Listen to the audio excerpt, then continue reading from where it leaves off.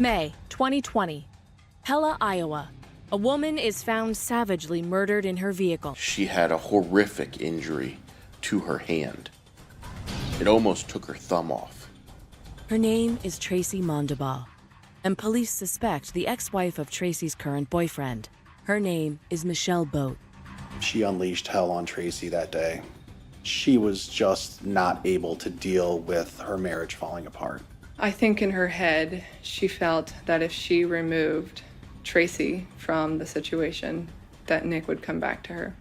It doesn't take police long to find out just what their suspect has been up to. Michelle had been following Tracy around town for quite a while that evening. She stalked Tracy and then killed her. And Michelle's own words provide damning evidence. And tell the she messed with the wrong mama. Every one of the things that she did was a free will choice, to the point that she plunged a knife into Tracy's heart. This is the story of Tracy Mondabaugh's murder and how it was solved. The story of a determined killer driven by rage and by jealousy.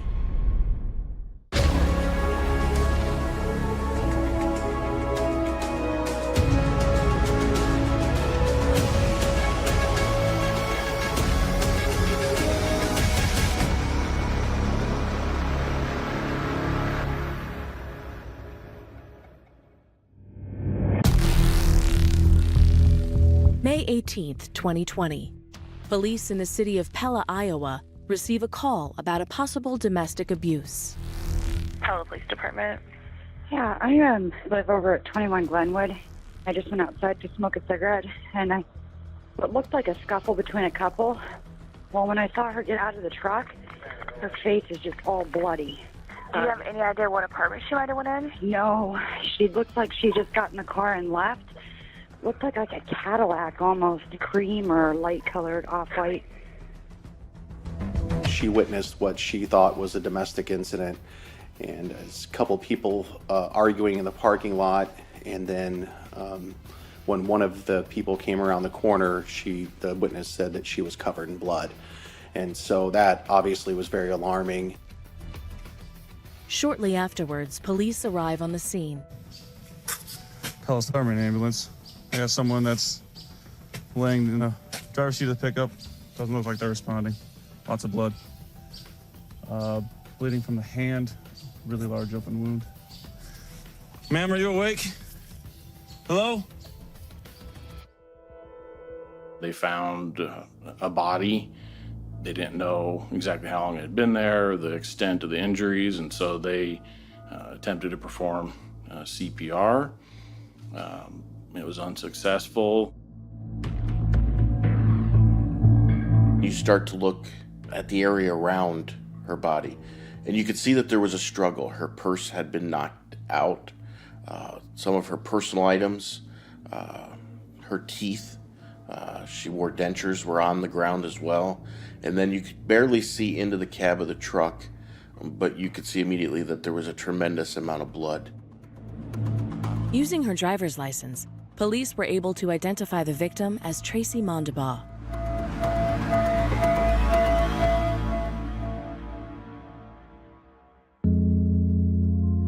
Police are soon able to find out more about Tracy.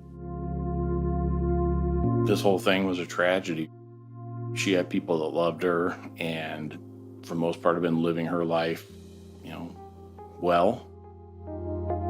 Her children described her as a very loving mother and a very nice person, just kind of trying to figure out her way through life. Tracy had been dating Nick Boat. He is separated from his wife of over 20 years and works at a local industrial and agricultural supplier, Vermeer Corporation. Her family was happy that she had met Nick and that Nick treated their mom well. He had begun seeing this woman while married to Michelle Boat, and at some point he told Michelle that he was leaving her to go live with Tracy. I believe he described it as the love of his life, and that he now, for the first time in his life, knew what love really was. So Tracy and Nick moved in together, and the truck was Nick Boat's truck. Tracy had dropped Nick off for work, had the vehicle that day, took him lunch from Burger King, and had come back to their apartment after dropping off and having some lunch with him. This was the last time Tracy was seen alive. Crime scene investigators begin to examine the scene and look for evidence. Well, first and foremost, when law enforcement arrived and the Pella Police Department were wearing body cameras, you could tell that the victim was still seatbelted in. That was important, at least from my perspective, because it demonstrated an ambush attack. It is also clear that there has been a violent struggle. You can tell Tracy fought back. She had a horrific injury to her hand. It almost took her thumb off. She had what many people refer to as defensive wounds on her hands, and then she had a single stab wound to her chest. According to our medical examiner, that puncture of her heart terminated her heart from beating, and so it was just mere seconds, I think. Probably less than 30 seconds, and I hope for Tracy's sake it was shorter than that. One small but vital clue captures the attention of the police. At the crime scene, they had found what looked like a finger off of a blue latex glove. Just the finger looked like it had been ripped off of the glove. Everyone, whether or not it's law enforcement or the EMT crews, firefighters, they wear purple gloves. So the fact that we had a blue glove at the scene, this stood out to us. Investigators also learned something of enormous interest from some bystanders. There was a male and a female standing outside, and he told me that a lighter colored, he couldn't remember, silver or white vehicle with a Vermeer sticker in the front windshield had left the scene before the officers arrived. Through his dealings with Nick and Michelle, Lieutenant Cox immediately put it together that that was Michelle Boat's Cadillac, which was a critical blessing that Lieutenant Cox was able to put that all together very quickly. Armed with this information, investigators are now able to track down Michelle Boat and pay her a visit. She lives probably less than 1.5 miles from the crime scene. When they knocked on the door, not a whole lot happened initially because she didn't answer the door. I think by the body footage we were able to calculate that it's about a 5-minute knocking, pounding on the door, pounding on the side of the house. You could see inside the residence, the blinds weren't pulled on the windows, they were wide open. Lieutenant Bigowet went to the driveway and was looking around the Cadillac. He put his hand up to the wheel of the front wheel of the car and said that the brake rotors were still warm. He could feel the heat coming off the rotors, which would tell me that the vehicle's been driven fairly recently. Find a phone number for Michelle Boat and call her and see if you can get her to answer. The rotors on the Cadillac are still hot, but nobody's coming to the door. I can see through most of the house and don't see anybody. So I went around the side of the house and I noticed that there was a light on I didn't know what the room was. I thought maybe it was a bathroom. So I pounded on the side of the house, on the siding of the house. I think she's in this bathroom back here. I can see a little bit of movement, but I can't, the blinds are pulled. About 30 seconds after that, Lieutenant Bigowet yelled for me and said that she was coming to the door. So I went to the front porch of the residence. 83, I just confirmed with Marion County, they have the same number. Yes, I was in the shower. What do you need? Police have caught up with Michelle Boat.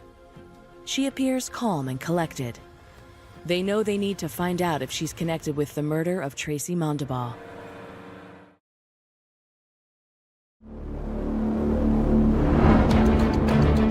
In Pella, Iowa, police have begun an investigation into the brutal murder of 47-year-old Tracy Mondabaugh. The main person of interest in the investigation is Michelle Boat, whose silver Cadillac was seen leaving the scene of the crime. Police have arrived at Michelle's home, and after some time, she's finally opened the door. Same number.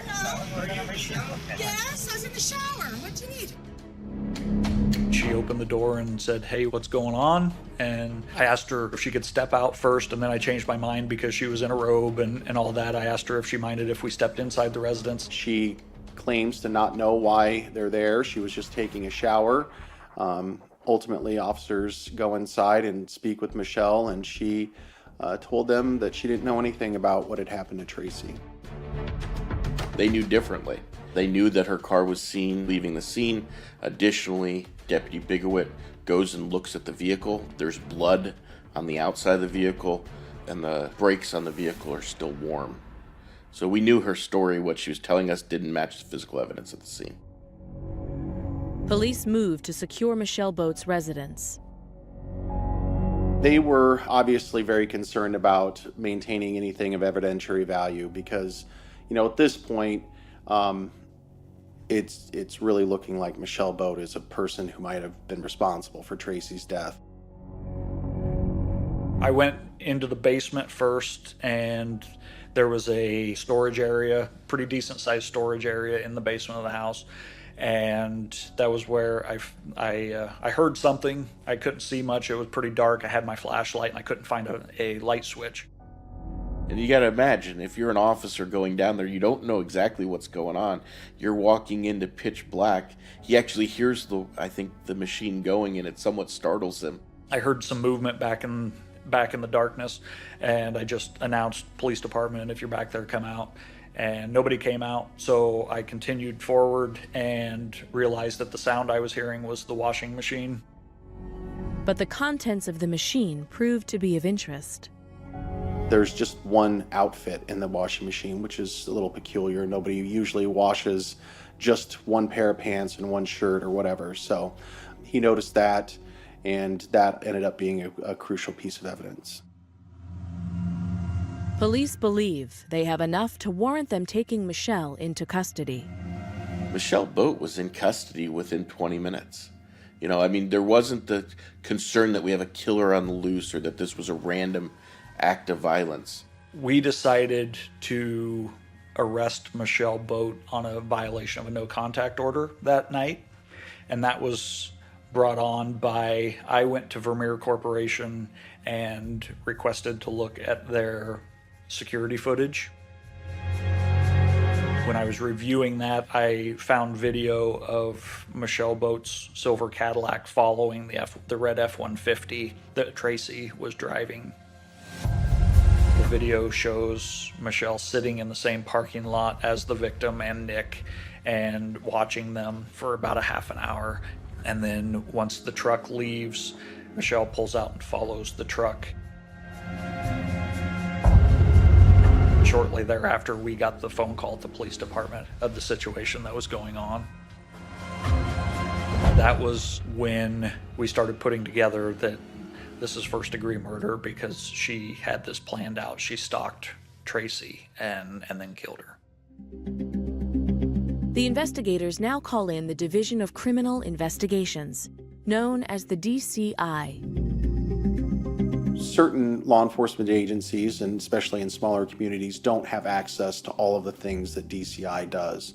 And so when we're able to make a phone call to them when something like this happens, we inherit a wealth of resources for the investigation. Just knowing that people that deal with these types of situations on a more regular basis are able to come and back us up on a case like this is a huge relief when you're in the middle of this situation and wondering what the next step is. When I arrived at the Pella Police Department, I already knew that we had 2 crime scenes at that time.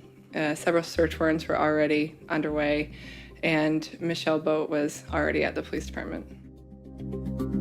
It is time to question Michelle in depth. Michelle maintained that she didn't have anything to do with the injuries that Tracy had to her chest or her hands. She claimed not to have seen Tracy that evening. Michelle maintained that she had just gone out to get some food, realized that the line was too long at the burger place. and turned around and came home. But that she had nothing to do with the murder at all or anything that happened to Tracy. To the police, Michelle Boat's reactions are more than strange. When ultimately law enforcement tells her that Tracy has been hurt severely and Tracy is dead, Michelle gets this eerie smile on her face. And she looks at him and goes, "Oh, well, I guess the Lord works in mysterious ways." And to me, that was such a telling comment. It was incredibly chilling. That statement just showed to me a complete lack of remorse for what had happened. That in some ways, I think, was her saying that, that she was somehow justified in what she did because this woman had interfered with her husband. As a prosecutor, I immediately thought that's something we're going to use at trial. As a human being, I thought, wow, that's really this woman's mindset. Police are also uncovering more about Michelle and her life. She was kind of a normal person, best we could tell. She had worked, she lived in Pella, she didn't get arrested until the times leading up to this. She never stood out to me as somebody who would go this far. In my dealings with her, she was always she was loud. She was a yelling at the top of her lungs type of person.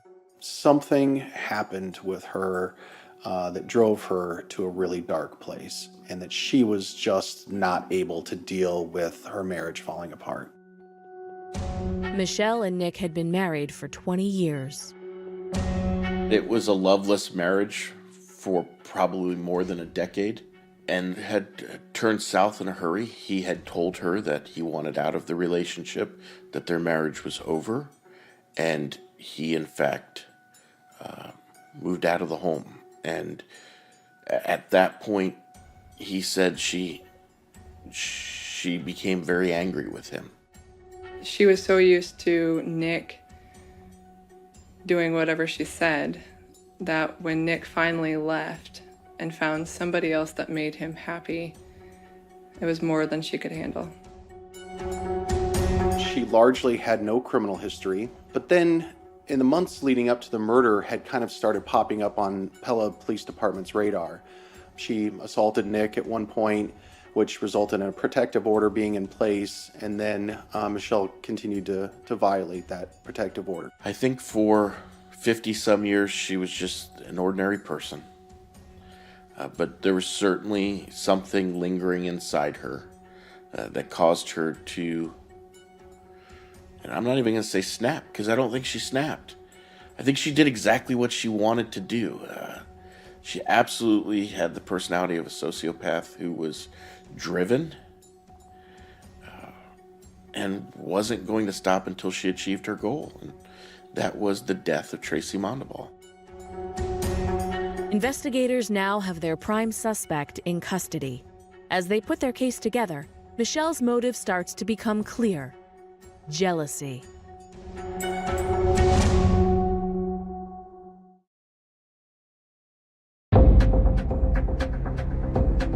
In May 2020, in Pella, Iowa, detectives are learning more and more about the events surrounding the murder of 47-year-old Tracy Mondabaugh. They have Michelle Boat, the estranged wife of Tracy's boyfriend Nick, in custody. Pella police have called in the Division of Criminal Investigations, and Agent Elizabeth Miller is now at the center of the inquiry. One of the first things that Special Agent Miller did was recognize that she wanted to get photographs of Michelle Boat's body.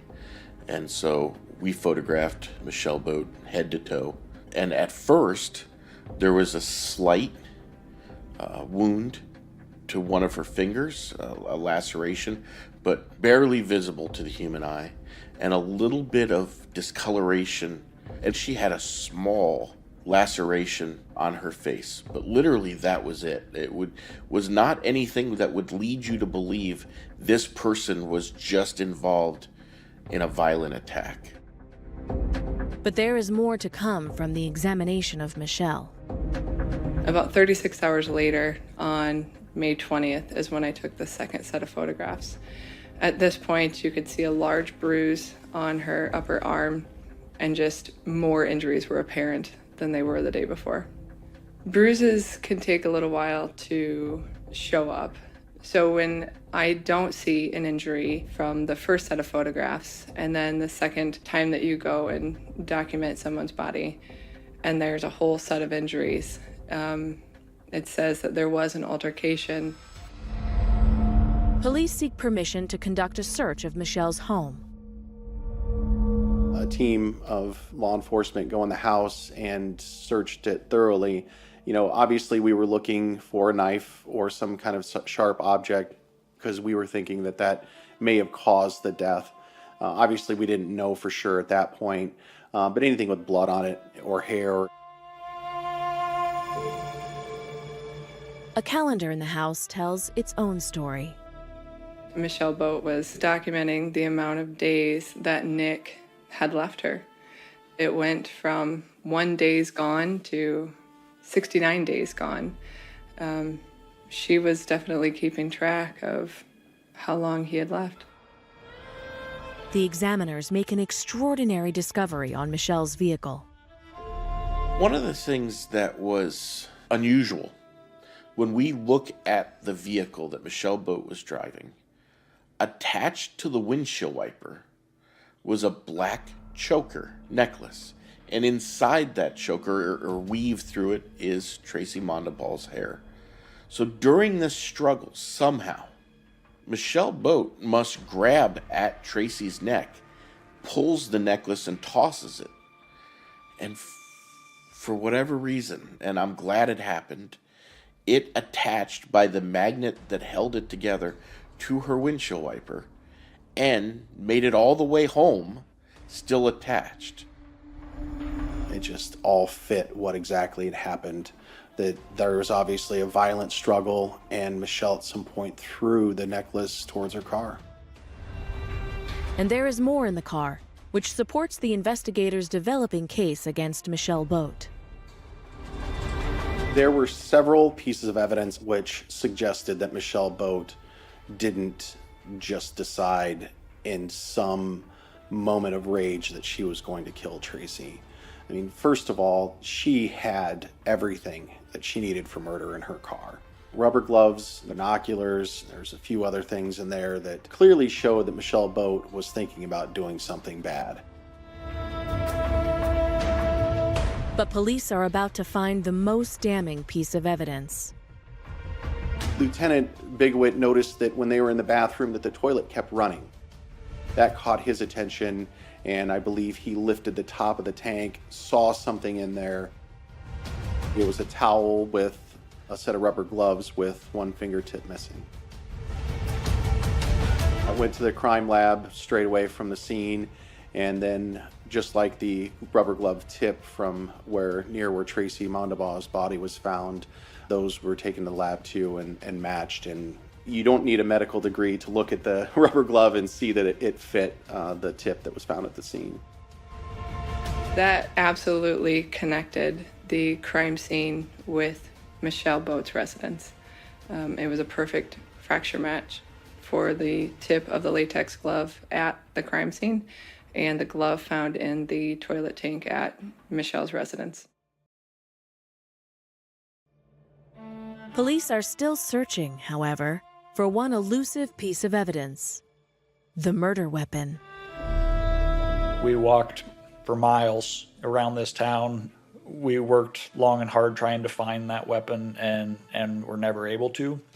We did take some knives from the residence that could have been in there. I'm not sure, but I would like to know where the knife was. The investigating team dig deeper, and they find out much more about Michelle and her motivation. There was quite a bit of digital evidence. Michelle Boat was convinced that Tracy Mondaball was the source of all of her marital problems. I think that she had worked herself into some view of what was going on, that if Tracy were gone, that her life would be normal again. I think in many ways, Michelle Boat believed that she was the victim in this circumstance, that Someone had come and taken her husband, and she was not going to allow that to happen. Michelle somehow found Tracy's ex-boyfriend on Facebook and sent him a message saying, hey, you should go get your girlfriend back. She's with my husband, and if you go get Tracy back, then I'll get Nick back. I think in her head, she felt that if she removed Tracy from the situation, that Nick would come back to her. Even her phone calls from jail, when she originally gets arrested, she's totally confused by why Nick hasn't visited her at jail, because Tracy's gone now. Where else would he go? Of course he would come back to her. Michelle's stalking had become an obsession. There was evidence that Michelle had been trying to track Tracy down. She followed Tracy one time to Ottumwa, and the police had to be called down there. So it was clear that Michelle was interested in knowing where Tracy was, and she was clearly filled with rage towards Tracy. When you lose your identity and potentially lose a major source of your income, you feel helpless and discarded, and everything you've built your whole life around is gone. And so that's her rage. She couldn't let it go.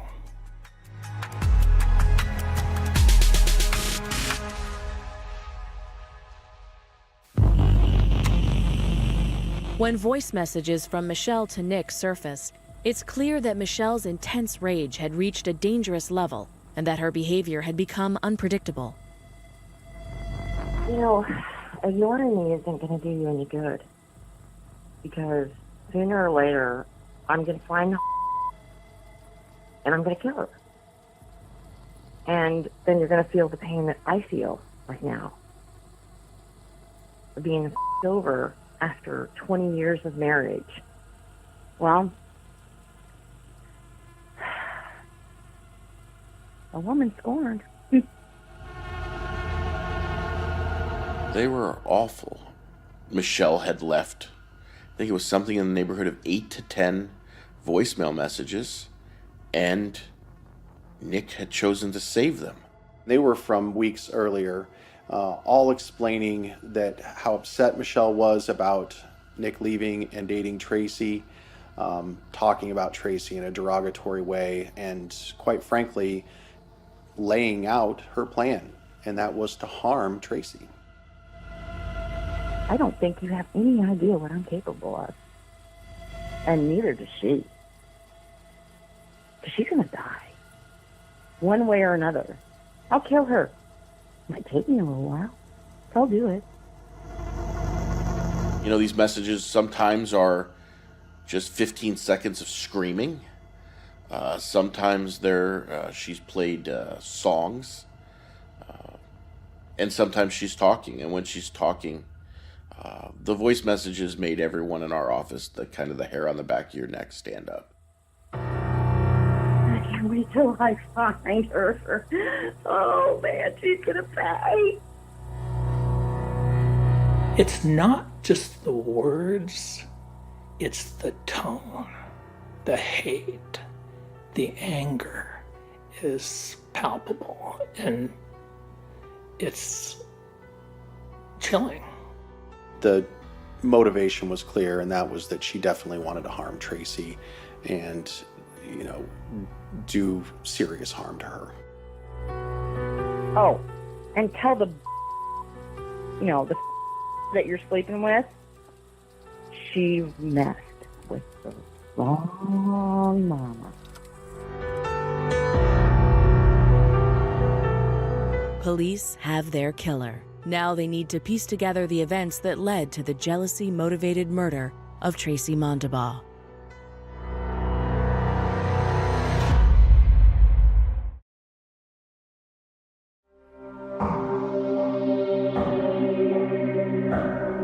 Police in Iowa are continuing their investigation into the murder of 47-year-old Tracy Mondabaugh. They've arrested Michelle Boat, the estranged wife of Tracy's boyfriend Nick. Now, they're trying to piece together Michelle's movements on the day of the killing. She maintained she had left to go get dinner, and then when she got to the drive-thru at the Culver's, the line was too long, so she drove back home. The problem was she was missing about an hour from her timeline. Her story just didn't make sense. I believe that Michelle Boat had decided she was going to kill Tracy. She didn't know exactly when or where, but it was something that had been growing in her mind over the course of those 69 days since Nick left, and especially since the time that she realized that Tracy was part of the equation. And so I think probably that evening she did go to try to get something to eat, and she noticed the truck, she saw who was driving it, and I think at that point she just realized, this is my chance. The CCTV footage which police recover becomes key to furthering the investigation. We ended up through investigation finding that Michelle had been following Tracy around town for quite a while that evening. It started at Burger King. Tracy pulls into the Burger King drive-thru at 7:20 p.m. Michelle followed Tracy to the Burger King and parked in the parking lot of the strip mall a ways away so Tracy would not have noticed her.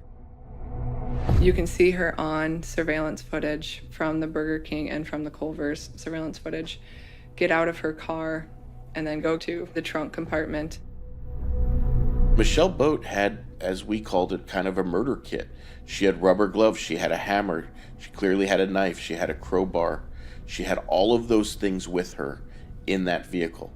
I think some of those things were located in the trunk of her vehicle. That's why while she was waiting for Michelle, she got ready, she armed herself, she prepared. She followed her. The next stop is the Vermeer facility, where Nick works. You first see Tracy pull in to Vermeer, and then less than 40 seconds later, Michelle Boat pulls in. What we see is Tracy pulling into the parking lot, driving the truck she was found in, and meeting Nick. And Michelle pulls in sort of behind them. Our theory was she was trying not to be detected by Nick and Tracy. Michelle was sitting there watching the whole time. She waited a half an hour and watched them eat dinner. He kissed Tracy goodbye and they parted ways, and that was the last time that he ever saw her.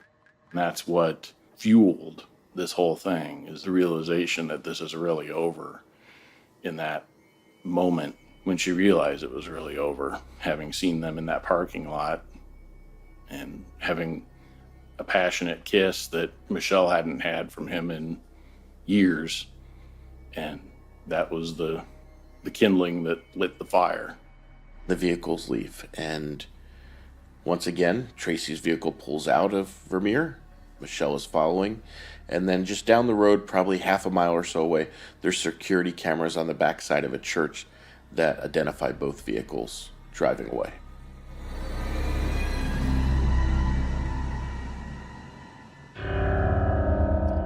Tragically, police believe that the final stop is murder. From all the evidence, it appears that Tracy Mondabaugh pulls into the parking spot, turns the car off, but before she unhooks her seatbelt, she's attacked.